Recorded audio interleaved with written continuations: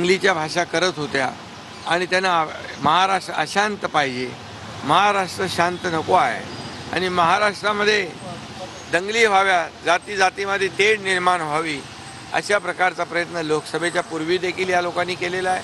परंतु महाराष्ट्रातली जनता सुज्ञ आहे, संयमी आहे आणि म्हणून राज्य सरकार देखील कायदा आणि सुव्यवस्था अबाधित राखण्यासाठी काम करते. मी आपल्याला एवढंच सांगतो, या विरोधकांच्या पायाखालची वाळू सरकली आहे, त्यांना पराभव दिसू लागलेला आहे. त्यांना वाटत होतं लोकसभेमध्ये ज्या प्रकारे खोटं नॅरेटिव्ह पसरवून संविधान बदलणार, आरक्षण जाणार, हे होणार ते होणार, लोकांमध्ये भीती दहशत निर्माण करून मतं मिळवली. परंतु माणूस एकदा फसतो, पुन्हा पुन्हा फसत नाही आणि म्हणून आता वातावरण पूर्ण बदललं. मुख्यमंत्री माझी लाडकी बहीण योजना सुपरहिट झाली आहे.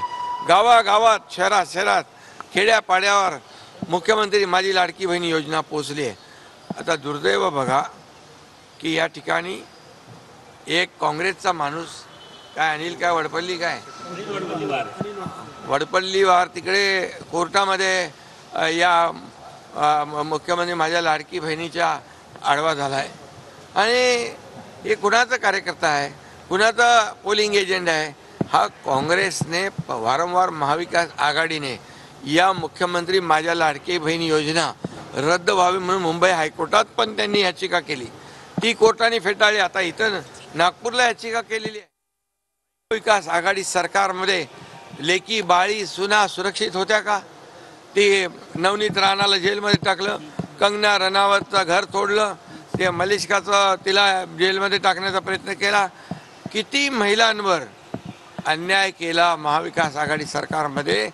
आणि म्हणून शिवाजी महाराजांचं नाव घेण्याचा यांना किती अधिकार पोचतो मला माहीत नाही, परंतु छत्रपती शिवाजी महाराजांच्या नावाने राजकारण करू नये एवढीच माझी विनंती आहे.